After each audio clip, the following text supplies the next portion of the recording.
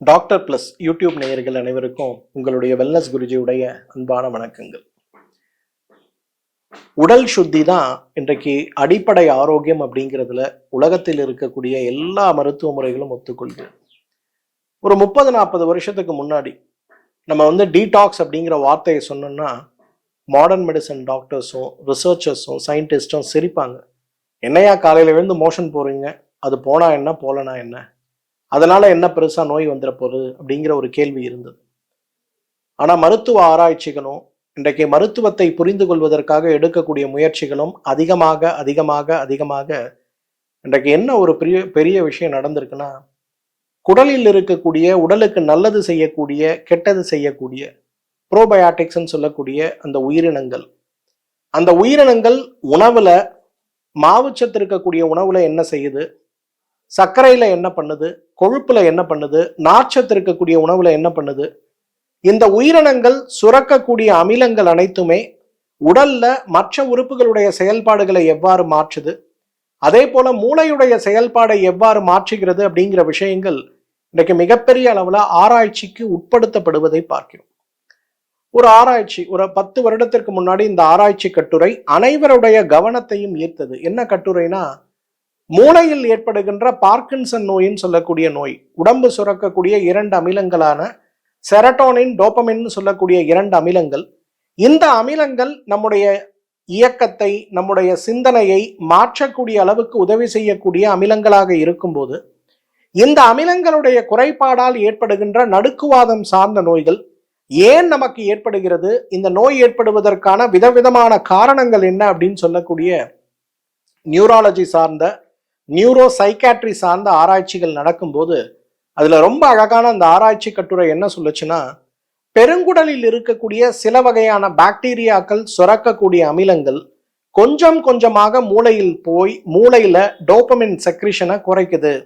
அதனால பெருங்குடல் ஆரோக்கியத்திற்கும் இந்த நரம்பு வாத நோயின்னு சொல்லக்கூடிய நடுக்குவாத நோய்க்கும் மிகப்பெரிய அளவு தொடர்பு இருக்குன்னு அவர் சொன்ன அந்த ஒரு விஷயம் மருத்துவ ஆராய்ச்சியாளர்களை மிகப்பெரிய அளவில் உடலுடைய ஆரோக்கியத்தை பற்றியும் குடலுடைய ஆரோக்கியத்தை பற்றியும், ஏன் பாரம்பரிய மருத்துவ முறைகள்ல உடலுடைய நோயை குறைப்பதுல மிகப்பெரிய முக்கியத்துவம் உடல் சுத்தியிலிருந்து ஆரம்பிக்கிறது அப்படிங்கிற ஒரு விஷயம் அனைவரையும் திகைப்படைய வைத்தது.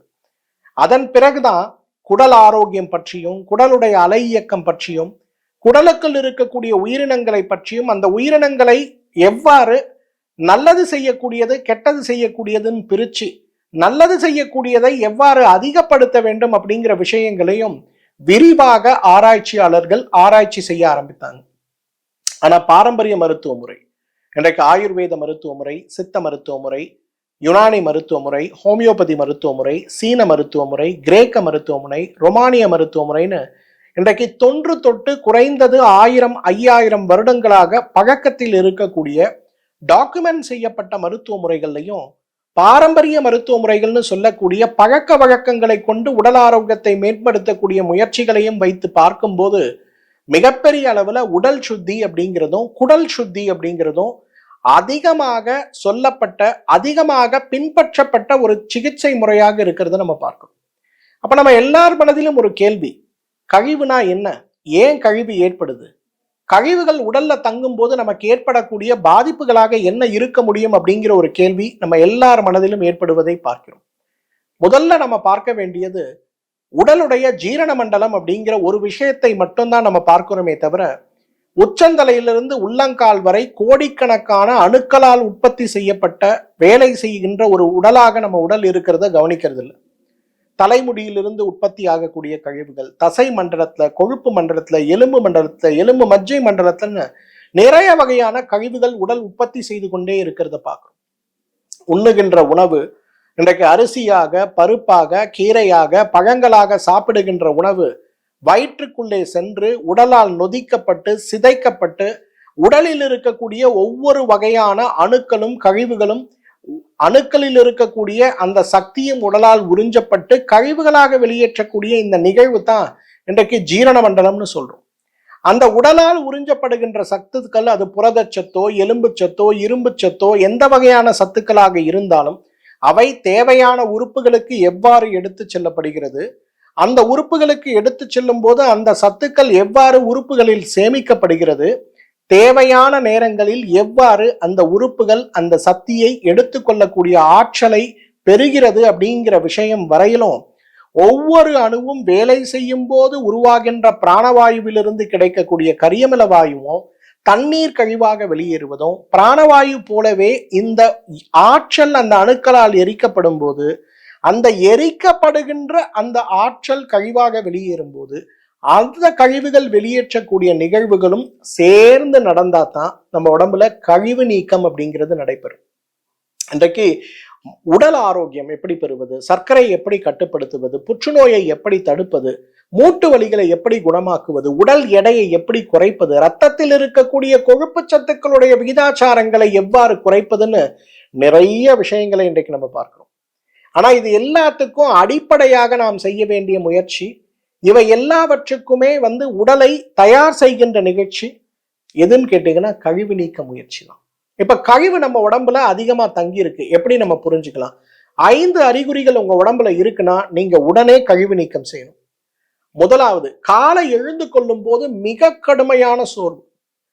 எழுந்துக்கிறோம் 3 மணிக்கு 4 மணிக்கு அலாரம் வச்சு வாக்கிங் போகணும்னு, இல்லை இன்னும் கொஞ்ச நேரம் தூங்கலாம் படுத்துக்கிறோம், திருப்பி 6 மணிக்கு தான் எழுந்துக்கிறோம். காலையில எழுந்துக்கணும் ஸ்கூல் கிளம்புறதுக்காக, பிள்ளைங்களை எழுப்புறோம், அந்த பிள்ளைங்க எழுந்துக்கிறதே கிடையாது, 1/2 மணி நேரம் 1 மணி நேரம் போராடி எழுந்துக்கணும். இதுதான் முதல்ல குடல்ல கழிவுகள் தேங்கி கிடக்கிறதுன்னு நமக்கு சொல்லக்கூடிய அறிகுறி. இரண்டாவது, மலம் கழிக்கும் போது மாறி மாறி ஏற்படுவது.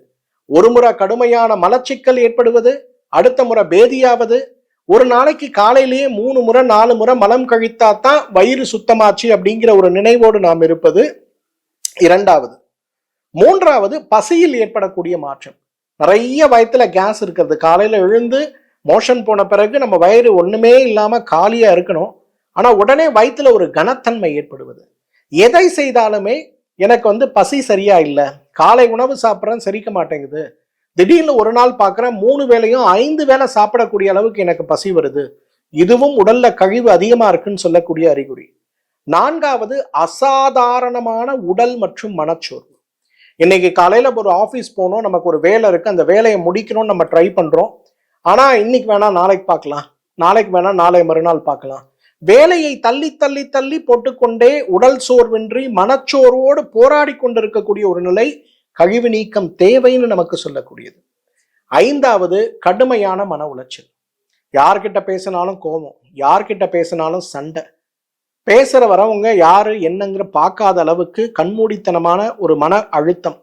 நல்லதே சொல்வதற்கு நம்ம பேரண்ட்ஸ் சொன்னா கூட எத்தனை பிள்ளைங்க அதை பாசிட்டிவா எடுத்துக்கிறாங்க. நம்ம என்ன நினைக்கிறோம், குழந்தைக்கு பாசிட்டிவா எடுக்க மாட்டேங்கிறான்னு. ஆனா நம்ம நினைக்கிறது இல்லை, அந்த பிள்ளையோட வயிற்றுல இருக்கக்கூடிய கழிவு, உடல்ல இருக்கக்கூடிய கழிவு பிள்ளைக்கு நேர்மறை எண்ணத்தை கொடுக்காமல் இருக்கிறது அப்படிங்கிறத நம்ம புரிஞ்சுக்கிறது இல்லை. இந்த 5 அறிகுறிகள் நம்ம குடும்பத்துல யாருக்கு இருந்தாலும், இது கூடவே வேகமா தலைமுடி கொட்டுறது, தோல்ல இருக்கக்கூடிய நிறமாற்றங்கள், உடல் திடீரென்று இளைப்பது அல்லது உடல் திடீரென்று குண்டாவது, எடை கூடிக்கொண்டே போவது, கை கால்கள்ல முகத்துல ஏற்படுகின்ற வீக்கம், இன்றைக்கு சாப்பிடுகின்ற உணவுகள் செரிக்காமல் அப்படியே முழுமையாக வெளியில் கழிவாக வெளிவருகின்ற தன்மை, அடிக்கடி உமட்டல், அடிக்கடி வாந்தி ஏற்படுவது, சிறுநீர் கழிப்பதில் இருக்கக்கூடிய சிரமங்கள், வியர்வை அதிகமாக வருவது அல்லது வியர்வையே ஏற்படாமல் இருப்பது, இந்த மாதிரி நிறைய அறிகுறிகள், 100 அறிகுறிகளை சொல்லலாம் நமக்கு உடம்புல கழிவுகள் இருக்கு. ஆனா பொதுவா பார்க்கக்கூடிய நான் சொன்ன 5 அறிகுறிகள்ல ஏதாவது 3 இருக்கு அப்படின்னாலே நீங்க புரிஞ்சுக்கணும், உங்களுடைய உடல்ல கழிவுகள் தேங்கி கிடக்கக்கூடிய கழிப்பிடமாக, கழிப்பறை தொட்டியாக உங்களுடைய ஒரு உடல் இருக்கிறது, குடல் இருக்கிறது அப்படின்னு புரிஞ்சுக்கணும். இந்த குடல்ல இந்த கழிவுகள்லாம் தேங்கினா நமக்கு என்ன ஆகும்? பொதுவா நம்ம உடம்பில் இருக்கக்கூடிய ஒவ்வொரு அணுக்களுமே எப்படி வேலை செய்யும்? நான் ஏற்கனவே சொல்லியிருக்க மாதிரி நீர்ச்சத்து, பிராணவாயு, அது கூட ஆற்றல், அது செய்வதற்கு தேவையான வேலை செய்வதற்கு தேவையான ஆற்றல், இந்த 3ம் சேரும்போது மட்டும்தான் நம்ம உடம்புல இயக்கங்கள் அதிகமா இருக்கும். பிராணவாயு நம்ம கொடுக்குறோம், தேவையான உணவை நம்ம கொடுக்குறோம், அது கூடவே அந்த அணுக்கள் வேலை செய்வதற்கு தேவையான உடல் உருவாக்கி கொடுக்கக்கூடிய ஆற்றலும் அதுக்கு போகுது. அப்ப வேலை திறம்பட நடக்குது. இந்த உணவிலிருந்து கிடைக்கக்கூடிய சத்துக்களும் பிராணவாயுவில் கிடைக்கக்கூடிய சத்துக்களும் உடல் உருவாக்கக்கூடிய ஆற்றலும் அந்த அணுக்களுக்கு போவதை தடுக்கின்ற நிகழ்வுகள் ஏற்படும்னா அது கழிவுகளால் தான் ஏற்படும். அதே போல அந்த அணுக்கள் கழிவுகளை உற்பத்தி செய்யும் போது அந்த கழிவுகள் வெளிவராமல் அந்த அணுவை சுற்றி, இப்ப நம்ம வீடு இருக்கு, நல்ல அழகான வீடு, மாளிகை மாதிரி கட்டி வச்சிருக்கோம். இந்த வீட்டுக்குள்ள வர முடியாத அளவுக்கு ரோட்ல ஒரு பெரிய சாக்கடை பள்ளந்தோடி வச்சா என்ன ஆகும்? நம்ம பென்ஸ் கார் வச்சிருந்தா கூட உள்ள போக முடியாது. அதே போல நம்ம வீட்டை சுற்றி அனைத்து இடங்களிலும் குப்பை கொட்டி வச்சிருந்தோம்னா எப்படி இருக்கும்? வீட்டுக்குள்ள இருக்கவங்க சுவாசம் பண்ண முடியுமா? முடியவே முடியாது. அல்லது வீடு நல்லா கட்டி வச்சிட்டோம், தண்ணி கிடையாது, எலக்ட்ரிசிட்டி கிடையாது, நம்ம வீட்டுக்குள்ள இருக்க முடியுமா? யோசிச்சு பாருங்க.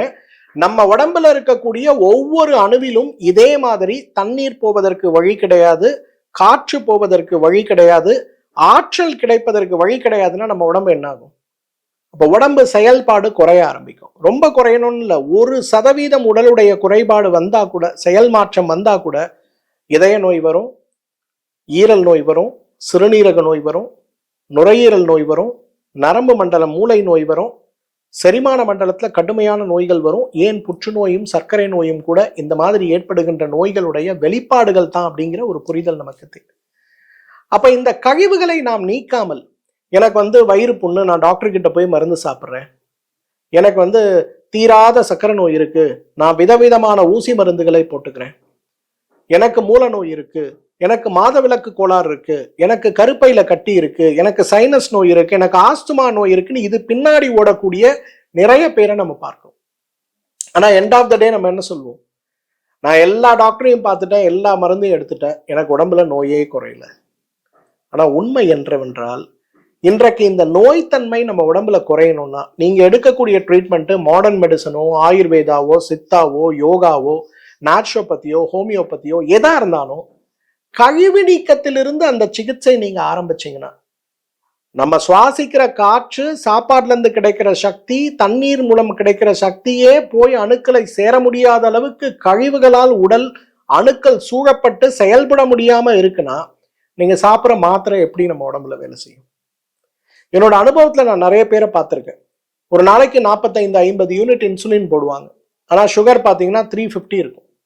அவங்க போய் டாக்டரை பார்க்கும்போது டாக்டர் திட்டுவாரு, இல்ல இல்ல நீ காஃபில சக்கரை போட்டு குடிக்கிற, நீ ஸ்வீட் சாப்பிட்ற, நீ என்னென்னமோ பழங்கள்லாம் சாப்பிட்ற, நான் சொல்ற பேச்சை கேட்க மாட்டேங்கிற அப்படின்னு டாக்டருங்க பேஷண்ட் கிட்ட அப்படியே கடுமையா பேசுவாங்க.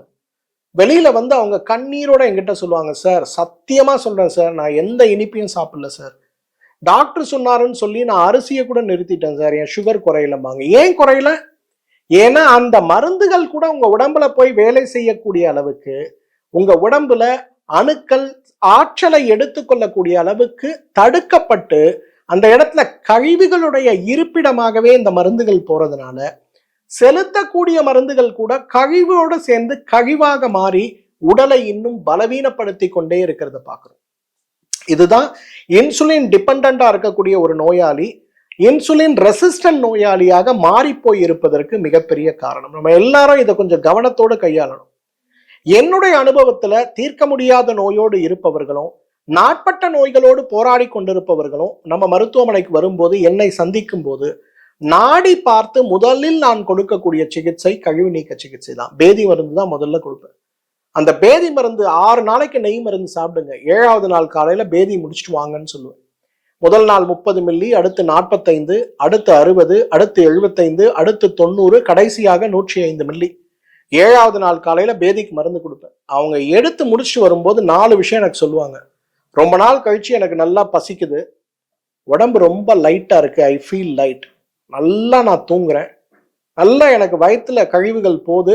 ரொம்ப 5வது பிளட் டெஸ்ட்லாம் எழுதி கொடுப்போம். முதல்ல ஒரு லிபிட் ப்ரொஃபைல், பின்னாடி ஒரு லிபிட் ப்ரொஃபைல். முதல்ல அவங்களோட சுகர் டேட்டா, பின்னாடி சுகர் டேட்டா, அவங்க என்ன வியாதிக்கு வராங்களோ அதுக்கான பரிசோதனை.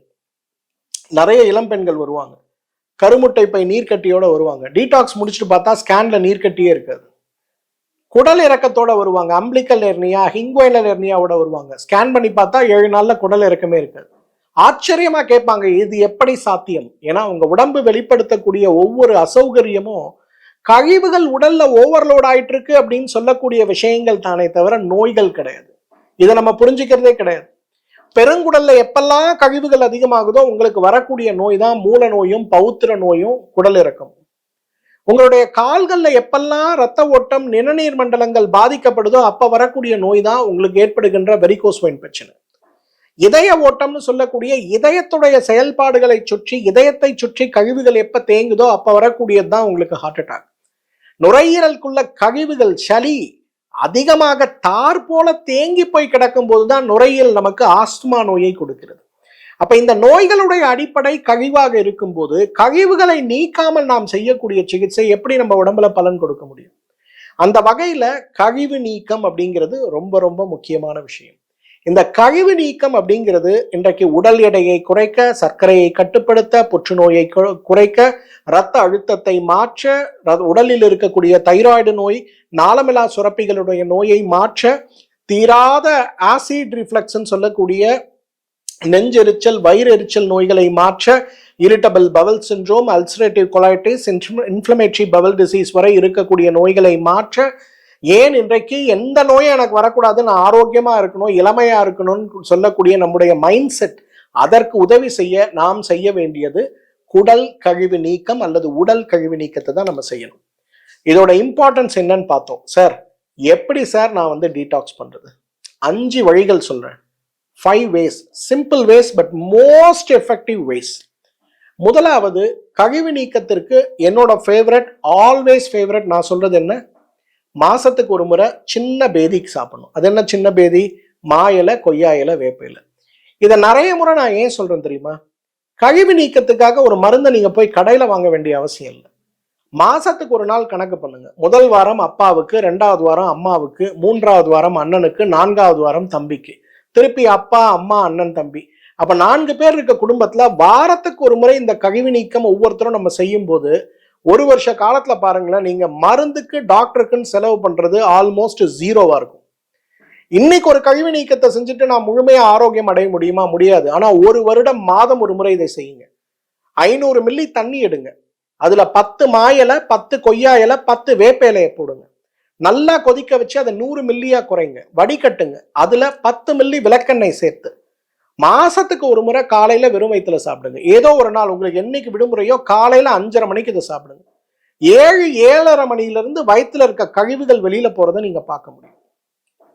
கருப்பா போங்க. ஃபர்ஸ்ட் டைம் எடுத்தவங்க நிறைய பேர் என்கிட்ட சொல்லுவாங்க, சார் இவர் டீடாக்ஸ் பண்றேன்னு சொல்லி நீங்க கொடுத்த கஷாயத்தை சாப்பிட்டு டாய்லெட் போயிட்டு வந்த பிறகு அந்த டாய்லெட்குள்ள நாங்க யாருமே போக முடியல சார், அவ்வளவு பேட் ஸ்மெல் சார். அப்பதான் தெரியுது இவரோட வயத்துல இவ்வளவு கழிவுகளை சேர்த்து வச்சிருக்காரு, அப்புறம் எப்படி சார் சுகர் கண்ட்ரோல் ஆகும்? இப்பதான் சார் எனக்கு புரியுதுன்னு அவங்க வீட்டுக்காரமா வந்து சொல்லுவாங்க. ஸோ அந்த அளவுக்கு பாத்தீங்கன்னா கருப்பு நிறமாக, பச்சை நிறமாக, வெளிர் நிறமாக கழிவுகள் வெளியில போகும். ஒவ்வொரு முறை நீங்க டாய்லெட் போயிட்டு வெளியில வந்த உடனே ஒரு கிளாஸ் வெந்நீர் குடிக்கணும். ரொம்ப அழகா மாற்றம் ஏற்படுவதை பார்க்கலாம். ஸோ இது ஒரு மெத்தட். இது வந்து மாசம் ஒரு முறை செய்யக்கூடிய கழிவு நீக்கம். 2வது கழிவு நீக்கம் வருடத்திற்கு ஒரு முறை செய்யக்கூடிய கழிவு நீக்கம். அது நான் நிறைய முறை சொல்லியிருக்கேன். ஸ்நேகபானம்னு சொல்லக்கூடிய நெய் மருந்துகளை சாப்பிட்டு அதன் பிறகு எடுக்கக்கூடிய பேதி மருந்து. இது வருஷத்துக்கு ஒரு முறை நம்ம பண்ணணும். நம்ம உடம்பு வாத பித்த கபத்துல எப்படி இருக்குன்னு பார்த்து உடம்பில் இருக்கக்கூடிய தன்மை, நோயுடைய தன்மை என்னங்கிறத புரிஞ்சு அதற்கு ஏற்றாற்போல நெய், என்ன மருந்துகள் தேவைங்கிறத ஒவ்வொரு மனிதனுக்கும் ஏற்றாற்போல் பிரத்யேகமாக தயாரித்து கொடுக்கக்கூடிய ஒரு நெய் மருந்தை முதல் நாள் 30 மில்லி, அடுத்து 45, அடுத்து 60, அடுத்து 75, அடுத்து 90, 6ஆம் நாள் 105 மில்லி முறையான உணவு கட்டுப்பாடோடு சாப்பிட்டு 7ஆம் நாள் காலையில பேதிக்கு மருந்து எடுக்கும்போது வயிற்றில் இருக்கக்கூடிய கழிவுகள் அனைத்தும் வெளியில போய் உடல் அப்படியே ரிலாக்ஸ் ஆகிறத பார்க்க முடியும். மனநோயோடு நிறைய பேர் என்ன பார்க்க வருவாங்க. அவங்களுக்கு ஸ்கிசோஃப்ரீனியான்னு சொல்லக்கூடிய மனச்சிதைவு நோயோடு வரும்போது அந்த பொண்ணு சொல்லுவா, இவர் என் அப்பா இல்லை, என்னை கடத்திட்டு வந்துட்டாங்கன்னு சொல்லி அந்த பொண்ணு போய் அவங்களோட அப்பா மேலேயே போலீஸ்ல கம்ப்ளைண்ட் பண்ணுவா. இன்னொரு கேஸ் தஞ்சாவூர்ல வந்தது. அந்த பொண்ணுக்கு அன்னைக்கு கல்யாணம், அன்னைக்கு ராத்திரி ஒரே கலாட்டா. என்னன்னு கேட்டா, நான் ட்ரெஸ் மாத்துறத இந்த ஆள் பார்த்தாரு, நான் குளிக்கிறத இந்த ஆள் பார்த்தாருன்னு அவங்க அப்பாவை கையை கட்டுற. அவங்க அப்பா அந்த நேரத்துல விருந்தாளிகளை கவனிச்சிருப்பாருல, இந்த பொண்ணு என்ன பண்ணுவான்னு பார்த்திருப்பாரு. அப்ப இந்த மனச்சிதைவு நோய் வரும்போது தான் யார் என்றோ, தன்னுடைய உறவு யார் என்றோ, அவங்க நமக்கு நல்லது செய்வாங்களா கெட்டது செய்வாங்களா அப்படிங்கிற ஒரு புரிதல் அற்று இல்லாத விஷயத்தை மனதுக்குள் கொண்டு வந்து சிரமத்தை உருவாக்கக்கூடிய குணம் வந்து இந்த ஸ்கிசோஃப்ரீனியால இருக்கிறத பார்க்க முடியும். இதெல்லாம் மனநோயின்னு சொல்லுவாங்க. ஆனா நான் ஏற்கனவே சொன்ன மாதிரி மூளைக்கும் பெருங்குடலுக்கும் இருக்கக்கூடிய தொடர்பை கொண்டு அந்த வயிற்றில் கழிவு நீக்கக்கூடிய அந்த பேதி மருந்தை கொடுப்போம். நம்ம மருத்துவமனையில மேதோ தாது கிருதம்னு சொல்லக்கூடிய ஒரு மருந்து மூளைக்கும் புத்திசாலித்தனத்துக்கும் உள்ளது. அது வயிற்றுக்குள்ள போய் கிளென்ஸ் ஆச்சுன்னா அப்படியே அந்த நோயோட வீரியம் 50% குறைஞ்சு அட்லீஸ்ட் நம்ம சொல்றதை கேட்கக்கூடிய அளவுக்கு அவங்க மாற்றம் அடைவதை பார்க்க முடியும். ஸோ இந்த ஸ்நேகபானம் அப்படின்னு சொல்லக்கூடிய வருஷத்துக்கு ஒரு முறை கிடைக்கக்கூடிய அந்த ஒரு பேதிக்கான மருந்து, குடல் சுத்திக்கான மருந்து, உச்சந்தலையிலிருந்து உள்ளம் கால் வரை இருக்கக்கூடிய கழிவுகளை வெளியேற்றி உங்களுடைய ராஜ உறுப்புகளிலிருந்து சிறு உறுப்புகள் வரை அனைத்தையுமே பலப்படுத்துவதை பார்க்க முடியும். மனநோய்க்கு, மனநோயுடைய தாக்கத்தில் இருந்து நாம் வெளிவருவதற்கு மிகப்பெரிய சிறந்த சிகிச்சை எதுனா இந்த ஸ்நேகமான சிகிச்சை. உடல் எடை குறைவதற்கு மிகப்பெரிய சிகிச்சை. இந்த வருஷத்துக்கு ஒரு முறை செய்யற டீடாக்ஸை பண்ணாலே 3 கிலோவிலிருந்து 15 கிலோ வரை வெறும் 7 நாட்களில் குறைந்த நிறைய பேரை நம்ம பார்க்கிறோம். மூன்றாவது வகையான கழிவு நீக்கம் அப்படிங்கிறது முழுக்க முழுக்க மருந்தே இல்லாமல் உபவாசத்தின் மூலமாக நடக்கக்கூடிய கழிவு நீக்கம். 2 வருஷத்துக்கு முன்னாடி ஜப்பான்ல இருக்கக்கூடிய ஒரு அறிஞருக்கு நோபல் பரிசு கொடுத்தாங்க. எதுக்கு தெரியுமா கொடுத்தாங்க? நீங்க பட்னி கிடக்கும் போது உங்க உடம்பில் இருக்கக்கூடிய இறந்த அணுக்களை, இறந்த திசுக்களை எவ்வாறு நம்ம உடல் தானாகவே சாப்பிட்டு உடலை சுத்தி செய்கிறது. புற்றுநோய் சிகிச்சை, காசநோய் சிகிச்சை, ஆட்டோ இம்யூன் டிசீஸ் சிகிச்சை அப்படின்னு சொல்லக்கூடிய சிகிச்சைகள்லாம் எவ்வாறு இந்த உபவாசம்னு சொல்லக்கூடிய பட்டினி கிடத்தல் அல்லது ஃபாஸ்டிங் உதவுகிறது அப்படின்னு சொல்லக்கூடிய ஒரு சிகிச்சை பெரிய அளவில் இன்னைக்கு பிரபலமாகி கொண்டு வருவதை பார்க்கிறோம். இன்டர்மிட்டன்ட் ஃபாஸ்டிங்கிற வார்த்தையை நீங்க கேட்கலாம். ஆனா மருத்துவ ரீதியான உபவாசம் அப்படிங்கிறது மாசத்திற்கு 3 நாட்கள். இப்ப இன்று காலையில நீங்க ஆரம்பிக்கிறீங்க அப்படின்னா இன்று முழுவதும் உணவு கிடையாது, நாளை முழுவதும் உணவு கிடையாது, நாளைய மறுநாள் முழுவதும் 24 மணி நேரம் உணவு இல்லாமல் 4ஆம் நாள் காலையில நீங்க உணவு எடுக்கக்கூடிய ஒரு முயற்சிக்கு பேரு தான் 72 hours வாட்டர் ஃபாஸ்டிங் சொல்லக்கூடியது.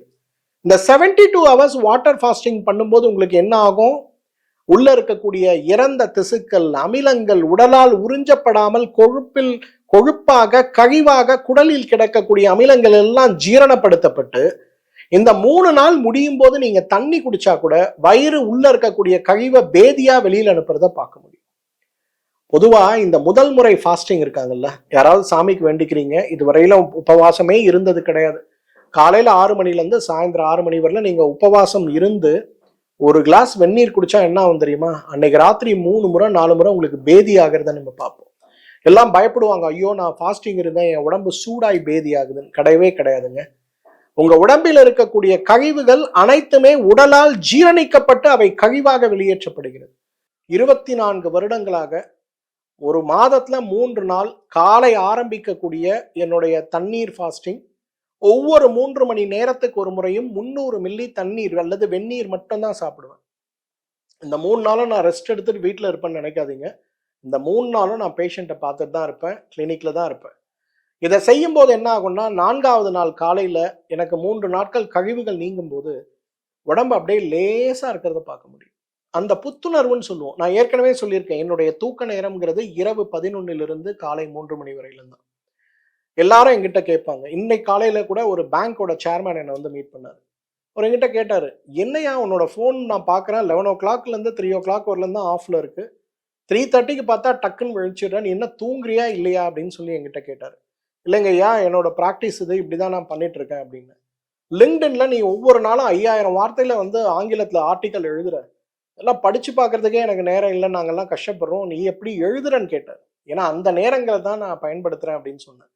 பட் இருந்தாலும் என்னுடைய இந்த 25 வருஷ கிளினிக்கல் எக்ஸ்பீரியன்ஸ்ல ஒரு விபத்தினால் நான் எடுத்த ஒரு 4 மாத ஓய்வை தவிர என்றுக்குமே எனக்கு ஓய்வு கிடையாது. பொங்கல் ஆகட்டும், தீபாவளி ஆகட்டும், நியூ இயர் ஆகட்டும், என்னுடைய திருமண நாள், என்னுடைய பிறந்த நாள், என் குழந்தையுடைய பிறந்த நாள் வரை எல்லா நாளும் நான் கிளினிக்ல தான் இருப்பேன். என்ன காரணம்? எனக்கு எங்க இருந்து ஆற்றல் வருதுன்னா மாதம் ஒரு முறை நான் இருக்கக்கூடிய 3 நாட்கள் உபவாசம் தான். இந்த ஃபாஸ்டிங் ஒரு மனுஷனை எப்படி டீடாக்ஸ் பண்ண முடியும்? பெரிய எக்ஸாம்பிள் நான் தான். இன்னைக்கு அதை சொல்றதுக்கு நான் ரொம்ப பெருமைப்படுறேன். ஒரு தியானத்தின் மூலம் ஒரு மனிதனுடைய வாழ்வை எவ்வாறு வெற்றியுடையதாக்க முடியும், அதுக்கும் எக்ஸாம்பிள் நான் தான். இதை எதுக்கு நான் பெருமையா சொல்றேன்னா, நிறைய விஷயங்களை நம்ம படிப்போம், கேள்விப்படுவோம், அடுத்தவர்களுக்கு உபதேசமாக சொல்லுவோம். ஆனா அதை நம்ம செஞ்சிருப்போமா? செஞ்சிருக்க மாட்டோம். ஆனா இந்த விஷயத்துல சைவமாக மாறியதிலிருந்து அதே போல உணவு தேவையான நேரத்தில் எடுப்பதிலிருந்து, உணவை மென்று சாப்பிடுவதால் கிடைக்கக்கூடிய நல்ல பயன்களிலிருந்து, தண்ணீரையே மருந்தாக உபயோகப்படுத்துவதிலிருந்து, அதே போல தியானத்தை கொண்டு இந்த மாதிரி மாதத்திற்கு 3 நாட்கள் உண்ணா நோன்பிருந்து உடலை பாதுகாக்கக்கூடிய வழிமுறைகளிலிருந்து இன்னைக்கு நான் உணர்ந்த அந்த மகிழ்ச்சி ஆரோக்கியத்தை தான் உங்களுக்கு நான் பகிர்றேன். ஸோ அந்த வகையில் பார்த்தீங்கன்னா இன்றைக்கு 3வது மருந்தற்று உபவாசத்தின் மூலமாகவே உடலில் இருக்கக்கூடிய கழிவுகளை நாம் வெளியேற்ற முடியும். 3 டே வாட்டர் ஃபாஸ்டிங் பண்ண முடியுமான்னு பாருங்க. இந்த 3 டே வாட்டர் ஃபாஸ்டிங் பண்றது எப்படி, உங்களுக்கு ஏதாவது டவுட் இருக்குன்னா நம்ம மருத்துவமனையை ரீச் பண்ணுங்க. என்னுடைய உதவி மருத்துவர்கள் இருக்காங்க, அவங்க விளக்கமா உங்களுக்கு சொல்லி கொடுப்பாங்க. அதுக்கான ப்ரிகாஷன்ஸ் என்ன பண்ணணும். எடுத்த உடனே நிறைய பேரால 3 டே வாட்டர் ஃபாஸ்டிங் பண்ண முடியாது. நீங்க 24 ஹவர்ஸ் ஃபாஸ்டிங் இருங்க, அதுக்கப்புறம் அதை 48 ஹவர்ஸா மாத்துங்க, அதுக்கப்புறம் 72 ஹவர்ஸா மாத்துங்க. ஆனா இந்த 72 ஹவர்ஸ்க்கு coffee, tea, juice, biscuit, chocolates, பழங்கள், வேக வைத்த உணவுகள், பச்சை உணவுகள் எதுவுமே கிடையாது. இந்த 3 டேஸ் உங்களோட ஃபாஸ்டிங்க்கு காலையில நீங்க ஆரம்பிக்கிற 300 milli water, every 3 hours 300 ml water, 3 நாளைக்கு அது மட்டும்தான். நீங்க செஞ்சு மட்டும் பாருங்களேன்.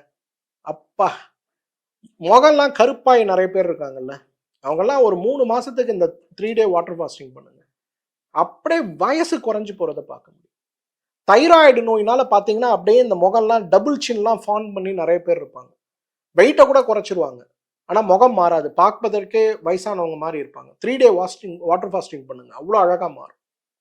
4வது, இன்றைக்கு உடல் கழிவை நீக்க வேண்டும் அப்படின்னு வரும்போது சுலபமா, சார் எனக்கு 65 வயசாச்சு சார், நீங்க சொல்றதெல்லாம் என்னால் பண்ண முடியாது, சிம்பிளா எனக்கு சொல்லுங்க, குடல் சுத்தி நான் என்ன பண்ண முடியும்? பாவன கடுக்காய். கடுக்காய் கிடையாது, பாவன கடுக்காய். இந்த பாவன கடுக்காய்க்கும் கடுக்காய்க்கு இருக்க வித்தியாசத்தை நான் நிறைய சொல்லியிருக்கேன். கடுக்காய் அப்படியே கடுக்காய் தோலை மட்டும் எடுத்து சுத்தி செய்கிறாங்க இல்லைன்னு தெரியாம நேரடியாக மெஷினில் போட்டு அரைச்சி பாக்கெட்டில் கொடுக்கக்கூடிய கடுக்காய் பொடி. ஆனால் பாவன கடுக்காய்ங்கிறது கடுக்காய் தோல் எடுத்து முறையாக அதை இஞ்சி சாறில் போட்டு ஊற வைத்து சுத்தி செய்து அதை தூளாக்கி அதில் கடுக்காய் கஷாயத்தை போட்டு அரைத்து அரைத்து 21 முறை அரைத்து எடுக்கக்கூடிய பாவன கடுக்காய். இந்த கடுக்காய்க்கும் பாவன கடுக்காய்க்கும் என்ன வித்தியாசம்? கடுக்காய் அப்படிங்கிறது சாதாரண ஒரு கடுக்காய், இது உடலில் சாப்பிடும்போது ஒரு 10% உங்களுக்கு நல்ல பலனை கொடுக்கும். ஆனால் பாவன கடுக்காய் அப்படிங்கிறது 100% உங்களுக்கு நல்ல பலனை கொடுக்கும். ஒரு மாத காலம் பாவன கடுக்காய் சாப்பிட்டீங்கனாலே உங்களோட தொப்பையெல்லாம் உள்ள போறதை பார்க்க முடியும், மோஷன்லாம் அவ்வளோ ஃப்ரீயா போறதை பார்க்க முடியும். ஸோ பாவன கடுக்காய் அப்படிங்கிறது 15 நிமிடத்துல ஒரு டேபிள் ஸ்பூன் எடுத்து வெந்நீர் கலந்து சாப்பிட்டீங்கன்னா உங்களுக்கு சரியாகிறத பார்க்க முடியும். சார் இதெல்லாம் எனக்கு பண்ண முடியாதுங்க, ஃபாஸ்டிங் பண்ண முடியாது, நீங்க சொல்ற அந்த கஷாயம் எல்லாம் பண்ண முடியாது. சிம்பிளா பட் டெய்லி யூஸ் பண்ற மாதிரி எஃபெக்டிவா எனக்கு ஏதாவது ஒன்று சொல்லுங்க. அர்ஷோகேர் சூரணம். அர்ஷோகேர் சூரணம் அப்படிங்கிறது மூலாதார சக்கரத்தில் ஆரம்பிக்கக்கூடிய நோய்களையும் சுவாதிஷ்டான சக்கரத்தில் ஆரம்பிக்கக்கூடிய நோய்களையும், குறிப்பா சொல்லணும்னா பெருங்குடல்ல ஏற்படுகின்ற நோய்கள், இனப்பெருக்க மண்டல உறுப்புகளில் ஏற்படுகின்ற நோய்கள், மலப்பையில் ஏற்படுகின்ற நோய்கள், ஆசனவாயில் ஏற்படுகின்ற நோய்கள்னு சொல்லி இந்த 4 நோய்களையும் மிகப்பெரிய அளவில் குணப்படுத்தி கழிவுகளை முழுமையாக நீக்கி ஆரோக்கியப்படுத்தக்கூடிய மிகப்பெரிய ஒரு அருமருந்து எதுனா அர்ஷோகேர் சூரணம். என்னோட எக்ஸ்பீரியன்ஸ்ல இந்த 5ல் எது பெஸ்ட்ன்னு கேட்டீங்கன்னா ஃபாஸ்டிங் தான் பெஸ்ட். அப்படி இல்லைன்னா மாசத்துக்கு ஒரு முறை நீங்க சாப்பிடக்கூடிய மா இலை, கொய்யா இலை, வேப்ப இலை, விளக்கெண்ணெய் கஷாயம் தான். பட் இதெல்லாம் பண்ண முடியாதுன்னு நினைச்சீங்கன்னா இந்த அர்ஷோகேர் சூரணம் அப்படிங்கிறத ஒரு தேக்கரண்டி 3 கிராம் அளவுக்கு எடுத்து வெந்நீர்ல கலந்து நைட்டு படுக்கும்போது சாப்பிடுங்க. காலையில 5 மணிக்கு நீங்க எழுந்துக்க வேண்டாம், இதுவே உங்களை எழுப்பி விட்டு கழிப்பறையை நோக்கி ஓட செய்யும். அப்படியே மலபந்தமாக இருந்து கல் போல் இறுகி மலம் வருகிறதுன்னு சொல்லக்கூடிய நிலையில் இருந்து, சார் 4 முறை 5 முறை போனாதான் மோஷன் கம்ப்ளீட்டா போன மாதிரி ஒரு திருப்தி ஆகுது, இதுக்காகவே டெய்லி 4 வேளை டாய்லெட்டுக்கு ஓடிக்கிட்டு இருக்குன்னு சொல்லக்கூடிய நோய்களிலிருந்து, ஐயோ என்னென்னமோ மாத்திரை சாப்பிட்டு பார்த்தா என் உடம்புல மோஷனே போகாம என்ன கஷ்டப்படுத்துதுன்னு சொல்லுகின்ற நிலை வரை இருக்கக்கூடிய, வெறும் மலத்தை மட்டுமல்ல உச்சந்தலையிலிருந்து உள்ளங்கால் வரை இருக்கக்கூடிய எல்லா விதமான கழிவுகளையும் நீக்கக்கூடிய சிறந்த மருந்து எதுனா அர்ஷோகேர் சூரணம். மருந்துகளை சாப்பிட்டு கழிவு நீக்கம் செய்வதை விட என்னுடைய ஒரு அனுபவத்துல நான் உங்க எல்லாருக்கும் வேண்டி கேட்டுக்கிறேன், முடிஞ்சதுன்னா இந்த 72 மணி நேரம் உபவாசத்தை கொண்டு உங்க உடம்பை சுத்தப்படுத்த முடியுமான்னு பாருங்க.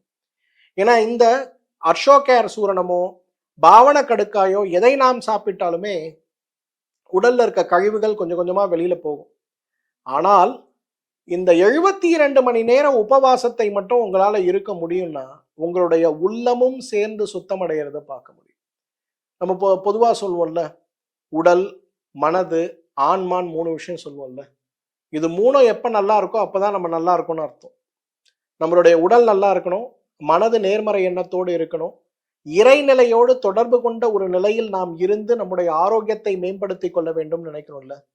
இந்த 3 விஷயத்தையும் மேம்படுத்தி நமக்கு ஆரோக்கியத்தை கொடுக்கக்கூடிய மிகச் சிறந்த ஒரு அருமருந்து எது, கழிவு நீக்கம் செய்யக்கூடிய அருமருந்து எதுனா 3-day ஃபாஸ்டிங் தான். No doubt. என்னோட எக்ஸ்பீரியன்ஸ்ல அவுட் ஆஃப் 5 3-day ஃபாஸ்டிங் தான் பெஸ்ட். அதை பண்ண முடியுமான்னு பாருங்க. முடியாதவங்க பாவன கடுக்காய் ஒரு தேக்கரண்டி 5 கிராம் அளவுக்கு சாப்பிட முடியுமான்னு பாருங்க. அல்லது அடுத்த பெஸ்ட் எதுன்னு பார்த்தா அர்ஷோகேர் சூரணம் தான். 3 கிராம் வெந்நீர்ல கலந்து இரவு படுக்கும்போது சாப்பிடுங்க. தொடர்ந்து 100 நாட்கள் சாப்பிடுங்க. உடல் கழிவு கொஞ்சம் கொஞ்சமாக வெளியேறி உடல் ஆரோக்கியம் அடைவதை பார்க்க முடியும். கழிவு நீக்கம் அப்படிங்கிறது வெறும் மலம் போவது கிடையாது. நுரையீரல் கழிவு போகணும், வயிற்று கழிவு போகணும், சிறுநீர் மண்டல கழிவு போகணும், வியர்வை கழிவு போகணும், நுரையீரல் கழிவு போலவே அப்பர் சைனஸ் கிளாண்ட்ல இருக்கக்கூடிய கழிவுகள் போகணும், நகம் போகணும், தலைமுடியில் இருக்கக்கூடிய கழிவுகள் போகணும். இந்த 7 மண்டலங்களில் இருக்கக்கூடிய கழிவுகளையும் வெளியேற்றுவதற்கு உபவாசமே சிறந்த கழிவு நீக்கம் அப்படிங்கிறத நீங்க புரிஞ்சுக்கணும். முடியாதவங்க மட்டும் அர்ஷோகேர் சூரணத்தையோ அல்லது பாவன கடுக்காயையோ பயன்படுத்த முடியுமான்னு பாருங்க. இந்த வீடியோவை உங்களோட ஃப்ரெண்ட்ஸ் கூட ஷேர் பண்ணுங்க. குறிப்பா உங்களோட கம்யூனிட்டிஸ், நீங்கள்லாம் நிறைய வாட்ஸ்அப் குரூப்ல மெம்பர்ஸா இருப்பீங்க, டெலகிராம்ல மெம்பர்ஸா இருப்பீங்க, யூடியூப்ல கூட நிறைய பேர் இந்த வீடியோவை ஷேர் பண்ணி இந்த நல்ல செய்தியை எல்லோருக்கும் கொண்டு சேர்க்க முடியுமான்னு பாருங்க. அதை விட முக்கியம், இதுல உங்களுக்கு ஏதாவது சந்தேகம், 72 மணி நேரம் உபவாசத்துல உங்களுக்கு சந்தேகம் இருக்கு, பாவன கடுக்காயில சந்தேகம் இருக்கு, அர்ஷோகேர் சூரணத்துல சந்தேகம் இருக்கு, அல்லது நம்ம சொன்ன மா இலை, வேப்ப இலை, கொய்யா இலை கஷாயத்துல உங்களுக்கு சந்தேகம் இருக்கு, நம்பரை தொடர்பு கொள்ளுங்க. இல்ல இந்த வீடியோவோட கமெண்ட் செக்ஷன்ல உங்களுக்கு என்ன சந்தேகம் இருக்குங்கிறத போடுங்க. இன்னும் முக்கியமா 72 ஹவர்ஸ் ஃபாஸ்டிங் நீங்க ஒரு முறை முடிச்சிட்டிங்கன்னா உங்க உடம்புல, மனசுல, ஏன் உங்களுடைய ஆத்மாவில் இருக்கக்கூடிய அந்த மாற்றங்கள் என்னங்கிறத இந்த வீடியோவோட கமெண்ட் செக்ஷன்ல என் கூட பகிர்ந்து கொள்ள முடியுமான்னு பாருங்க. மீண்டும் மற்றொரு ஆரோக்கிய குறிப்போடு உங்களை சந்திக்கிறேன். அதுவரை உங்களிடமிருந்து விடைபெறுவது உங்களுடைய வெல்னஸ் குருஜி. நன்றி, வணக்கம்.